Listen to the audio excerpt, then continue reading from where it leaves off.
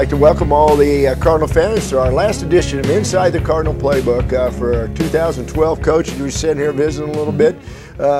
Also, I can't forget this, the last one, sponsored by UPS, 5510 Northeast Antioch Road in North Kansas City. Rick was giving me a bad game time the other day, so I want to get there.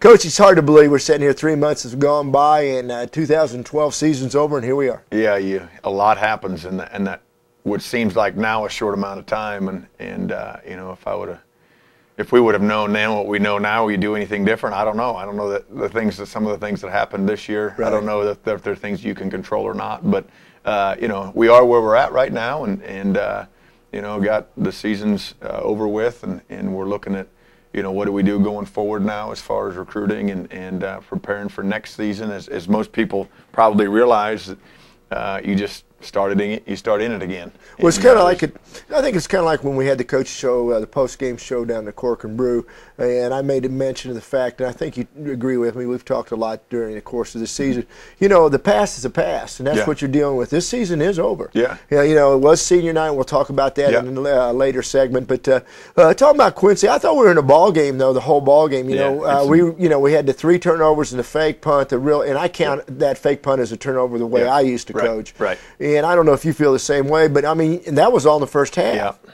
No, and it was within a score the whole game, and we tied it up coming out of the half, and you know, the statistics will tell you on the turnover, plus-minus turnover ratio, you turn it over 3 or 4 times, your chances of winning are about 6 to 8%. And you know, those were things we were trying to overcome in the second half, and did some good things in all phases in the second half.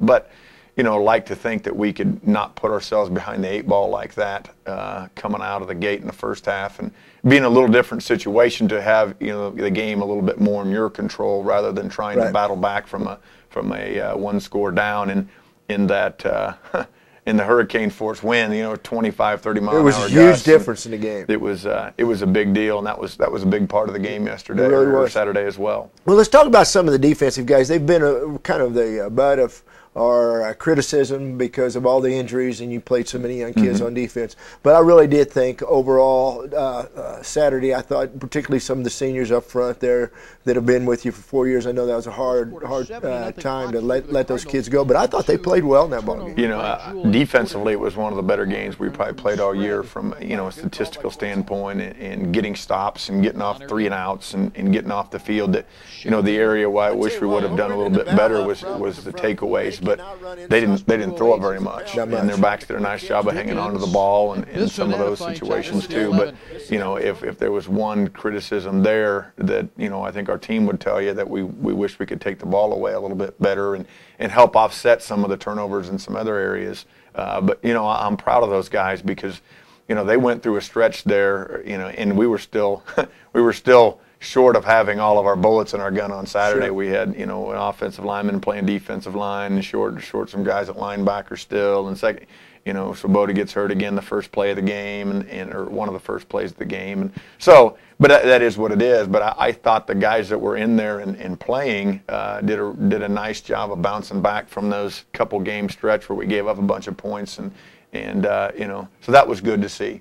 You know, it took us a while to really get going offensively. You know, first snap of the game, we fumbled the football, and then, you know, like you mentioned, the 3 turnovers and then the fake punt. But I thought midway through the third quarter on, I thought we played a little bit better offensively and started clicking a little bit. We did. We moved the ball well. You know, we moved the ball really well in the first half too. At times, when we moved the ball well, we shot ourselves in the foot on some turnover things, and you know, you can go back to the fake punt too. That was a big play in the game on allowing a drive to be extended. I believe it was 7-7 then. Yeah, it was 7-7, and so, you know, those are the things that happened, and you got to try and overcome those things, and you know, you hate to put yourself in those positions, but when they happen, you got to try and overcome them.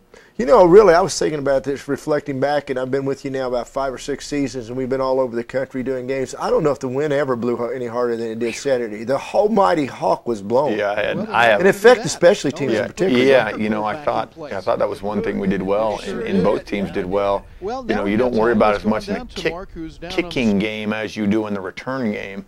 You know, those balls, when you're the returner, those things are going to move so far, and guys running down on punt return and not knowing where the ball is, and the ball's pushing back, and a lot of bad things can happen. There weren't any turnovers in the kicking game, which is surprising on a day like that. So I thought actually both teams, had good plans and responded well in that area. Yeah, I really was impressed with everybody, particularly Cook catching the ball most of the time, because you didn't know where it's going. No. I don't think people really realize how hard it is to catch a punt or kickoff just in the normal conditions. But with the conditions Saturday, it was tough for everybody.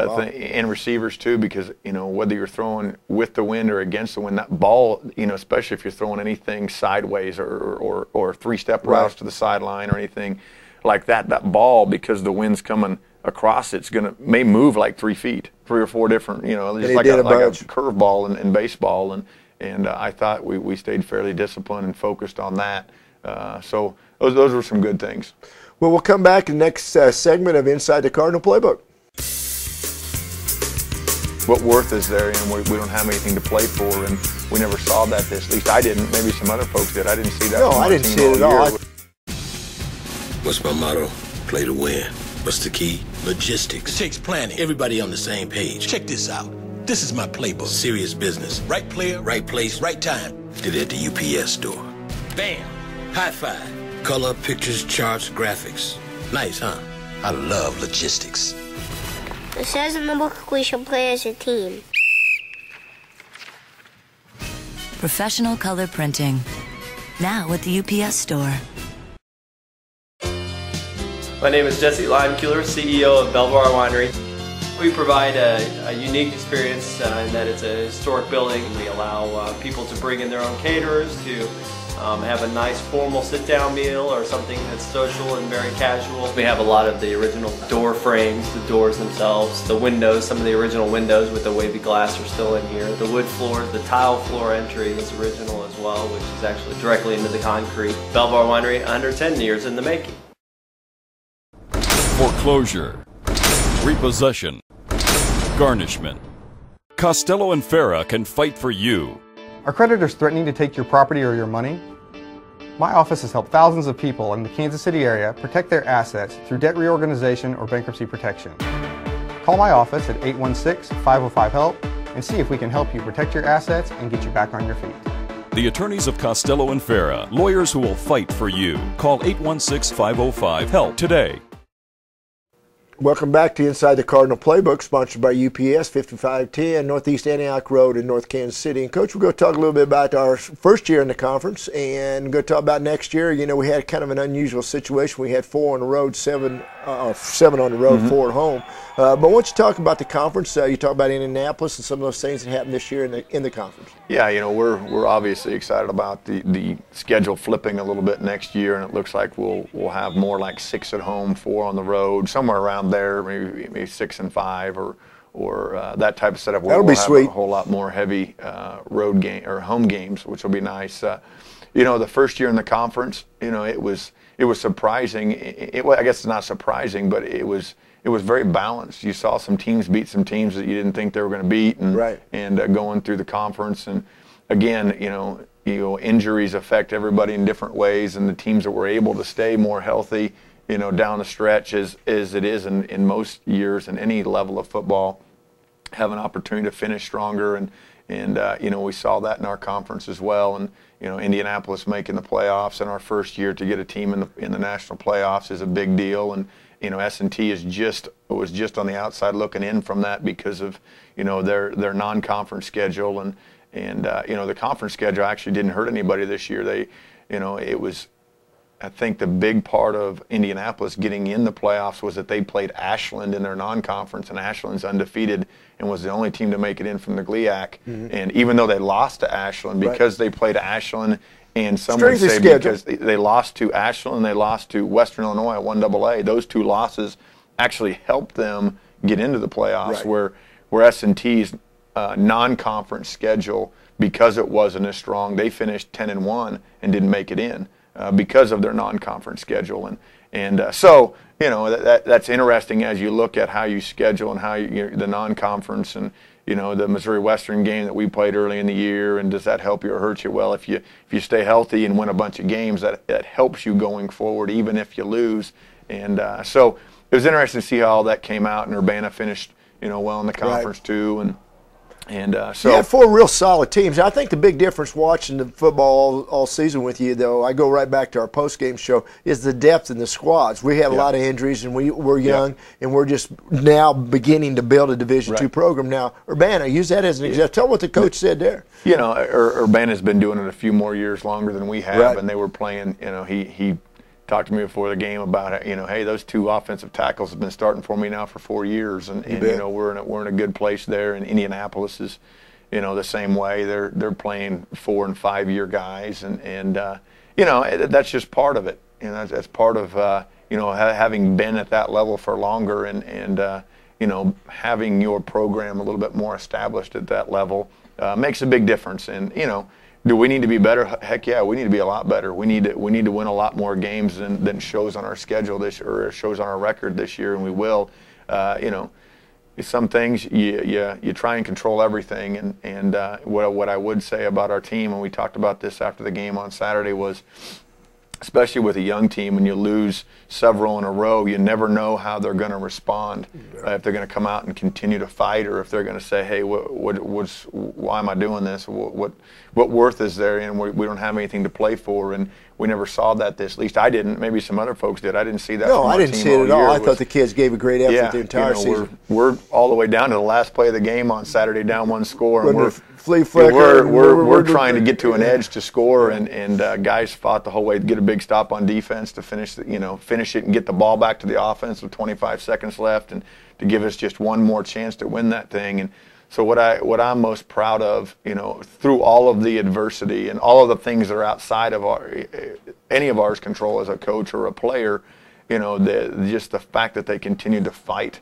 the entire season and found that intrinsic motivation to go play for a win. You're in the hook and ladder to one side, you ran to the other side. I tell you what, we about broke it to the first side. Yeah, we got an edge, and then you know, had a guy had an angle, so we got out of bounds to give ourselves a chance to hopefully get 2 more plays and set up maybe a they were battling both times. They were staying with it. Yeah, you know, that's from a coaching standpoint. That's what makes you so proud is to be associated with a group of kids like that, and just the effort that they put forth. And you know, do we need to execute better? Heck yeah, we do. We need to execute a lot better in a lot of different areas going forward here. And one will say, hey, that's your youth. And, well, maybe it is, maybe it isn't. But we've got to be better there. No matter who we're putting out there, absolutely, you know, we've got to be better. That's realistic in those areas. And so that'll be a big focus for us in the off season. And we've got 9 months now to get them all healthy again, all the returners.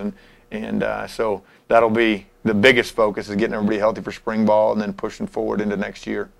Well, that ends our second segment. We'll come back and talk about recruiting a little bit. We want to thank UPS 5510 Northeast Antioch Road for their help on putting on Inside the Cardinal Playbook. But the biggest thing we're looking for above all the others, you know, of the 3 things, is the right person.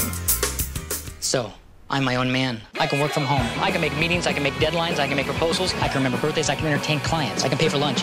Yeah, I can do it 2 o'clock, 3 o'clock, 3:15, I can do anything. Done, on it, yes, taken care of. 50 2-sided bound color presentations by tomorrow, I can do that. How do I do that?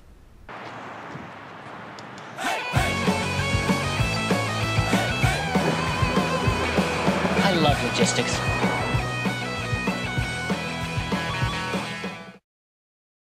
So, I'm my own man. I can work from home. I can make meetings, I can make deadlines, I can make proposals, I can remember birthdays, I can entertain clients, I can pay for lunch. Yeah, I can do it 2 o'clock, 3 o'clock, 3:15, I can do anything. Done, on it, yes, taken care of. 50 2-sided bound color presentations by tomorrow, I can do that. How do I do that?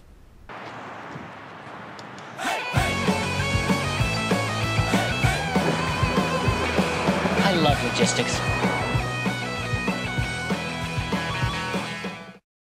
Welcome back to Inside the Cardinal Playbook, sponsored by UPS 5510 Northeast Antioch Road in North Kansas City. And Coach, we're going to talk about recruiting. Let's just lay it out on the table and explain to some of the Cardinal fans just exactly how that works and works for you and your staff. Yeah, you know, this recruiting is one of those things that never ends, and people don't realize it maybe sometimes, is this is something we do all the time. During the season, you know, preseason, you know, we started really recruiting this year's class last year during the recruiting process, as we're trying to find guys and evaluate them in their junior year. And And then, middle of June came to the point where we can start contacting them, by telephone, by text, by all of those things now that the NCAA have adjusted some of those rules. Made it a little easier. Yeah. Unlimited text, those type Right. of things. A lot of people don't realize that. It made it a little bit less cumbersome as far as a paperwork standpoint, and they called it ease of burden. In the past, every time you called somebody, every time you did anything with it, you had to write it down and and that, there's a lot of stuff involved there when you're talking about recruiting, in evaluating thousands of calls and texts. Yeah, thousands of individual players when we're talking about in June, and trying to pare that down to where we're at now. We're under 1,000 still.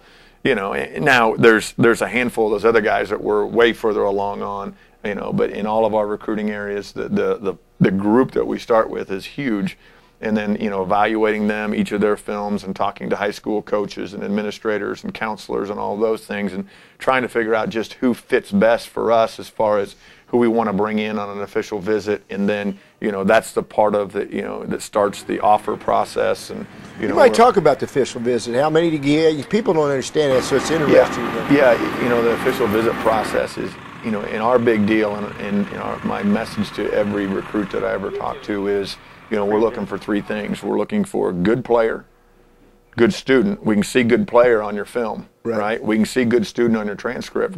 But the biggest thing we're looking for above all the others, of the three things, is the right person, and who you are as an individual. Are you wired right? Are you the right type of person that we want to associate with us? Because what I've learned in life is you surround yourself with the right people, and your success will come. You bet. And so you can be a good player, you can be a good student. If you're not the right person, it's not a good fit for us. And so those three things are the big things we're looking for. And again, we start out the recruiting process by trying to find the player and the academic part of it. And then now what we get into when we have the chance to start getting in front of them a little bit more, and once December 1st hits, we can actually go out and see them in schools and their homes and have our contact period time. That's when we really start to get to know them. And several of them have been on campus already. Right. And we've had a chance to start getting to know them, and we're getting to know them through their coaches, through their counselors, through their teachers at their schools. But there's something to be said about getting to know them one-on-one and individually, who they are. That's so important. They've got to fit into William Jewell as well. Well, and if you know that they're not the type of person that would fit into a smaller private school Division II situation, even though it's great to be here close to big city, then you need to know that. Yeah, well, and that's part of it. I'm more into who are you? Right. What's important to you? What makes you tick? How are you wired? Are you the right type of individual, emotionally, mentally, all of those, things that you look for to make sure you fit with us and what we're trying to do here and where we're trying to go and the type of people we're trying to be, And if you're not, that's okay. It's just probably not a good fit for us. And again, and I tell them all is, you need to be doing the same thing at every place you're going. Right. You need to find out about the people. Because at the end of the day, the people are going to make your experience there either good or bad. It's going to be about the people. It's not going to be, people think that, big flashy stadiums and scoreboards and some of those things make the experience. No, that doesn't have anything to do with the experience. That's a great deal for 5 or 6 games during an individual season. It's a great environment for 5 or 6 3-hour periods. But your experience at an institution or experience in college is going to be determined by who you're surrounding yourself with and what type of people they are. And are they the people that can get the most out of you, not only on the field, but in the classroom, as an individual, help you grow as a person. And those are the things that we're looking for. And that's just not in football. That's in everything. That's in life. You can take a job, when you get out of college. What kind of job are you taking? Are you taking one just to take it because it's a bright and shiny building? or are you taking one because it's a place you think you can start your career and grow? Well, I always told everybody it's one of the top 5 decisions you'll make in your life, like who you're going to marry, Yep. you know, what job are you going to take, when are you going to have children, when you go to buy a home, and where are you going to go to college. And I would sit down with seniors in high school. I had a little different playbook than you did, because I dealt with, well, although you're recruiting the same kid that I had. Yep. But I always used to preach that. Particularly, I think I did a better job as an athletic director, and you're exactly right. Those are the 5 things that you look at. You know, and we talked to them all about the same thing. That's a great point. You know, when I in front of a group or I'm talking to them individually, you know, I tell them all, this is the biggest decision you're going to have to make up to this point in your life. Now, as your parents know, there's a lot more bigger decisions to come, but right now, this is a big decision. And, you know, and I tell them this too, which is different than a lot of other people.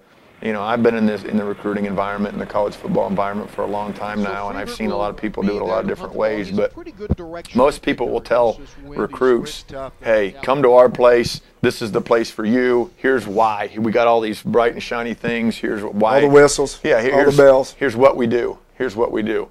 You know, I'm more about why we do it. Here's why we do this. And, you know, for those things, you got to make sure you're approaching it the right way. And what I tell recruits is go see as many places as you can. You know, most coaches will say, hey, come to our place the first recruiting weekend, sign, and let's be done with it. Well, it works. That's great for us as coaching staffs, but are we really giving the kid the right, you know, pool of things to choose from? Does he know what else is out there if he only goes and visits one place? No. You've got to have, to make the best decision possible, you've got to go see as many places as possible and ask a whole lot of questions to know that at the end of the day, you know what, I've got a systematic way that I did this and made this decision. I am sure that this is the right choice. Because the worst thing that can happen is, you know, a player decides or a recruit decides to go to a place and after a year realizes that it's the wrong decision, and then he has to transfer and he's got to go through it all over again. And it's hard enough the first time through, let alone you know, trying to do it again at some point in your career. So the more certain, the more systematic way you can have of making your decision in the beginning, the better. Well, our last segment's coming up. We want to thank UPS 5510 Northeast Antioch Road, and we'll get back and talk a little bit about Coach's vision for William Jewell football. We've had some guys that have had to step in very, very young and play for us this year. This is corporate headquarters. As you can see, I have a unique business. How do I compete with the big boys? I've got this fancy business address, a marketing department, a distribution center, got a great team, even a cafeteria. That's mine. From packing and shipping to printing and mailbox services, come into the UPS store for everything a small business needs. I love logistics. Get ready for real tropical deliciousness only at Golden Corral. It's our brand new Tropical Island Grill. This is like a tasty trip to the islands. We're talking real island cooking at its best. It's perfectly marinated grilled Key West chicken. It's breaded spicy Cozumel Island shrimp you have to taste to believe. It's grilled Fiji lemon pepper tilapia. It's fire grilled sizzling teriyaki sirloin and much more. It's all part of our endless dinner buffet, still for one amazingly low price, and it's only at Golden Corral. Help yourself to happiness. I'd like to welcome everybody back to the final segment, it's hard to believe, of Inside the Cardinal Playbook, sponsored by UPS 5510 Northeast Antioch Road in North Kansas City. And Coach, I'm just going to flat lay it out there. Give me a quick 3-minute rundown on your vision for William Jewell Cardinal football in the future. That's a great question. You know, the nice thing is my vision hasn't changed. You know, from what it's been since a couple years ago when we started this thing, and knew it was going to be a longer process than most building up programs when you start out where we started out, and then making the transition to a higher level of play. You know, our vision hasn't changed. You know, our goal is to get this thing to a point where we can compete for a conference championship year in and year out. And you know, I believe that going into this season. You know, looking at it and thinking about it now, is for that to have happened, we would have had a little bit of luck, and because of the youth of our roster, remain healthy throughout. Absolutely. And you know, that wasn't the case. Our injury started really week 3 and compiled after that, and it just kept going. But you know, as far as vision for the program, that hasn't changed. And again, going back to some things we talked about last segment, and is I think that, you know, the recipe for doing that is make sure you continue to recruit the right people. Right, to fit your program. Yeah, to make sure that they're the right fit in every situation, and you know, and athletically, and all of those things are a huge part of that, and academically, and so that hasn't changed. You know, we've got some really good players, and I think you'll see that here when the all conference vote things come out. We'll probably have some young players in that as well, and so that's exciting going forward. You know, looking back to this season, I just wish we were able to keep a lot more of them healthy. That's outside of our control, and you know, we've got to do some things better in an execution standpoint. The positives going forward are when you play a bunch of young players and they get hurt, that means you're replacing them with a bunch of young players. So you got a lot of experience. We've had some guys that have had to step in very, very young and play for us this year in some different situations, and that's just good for us going forward.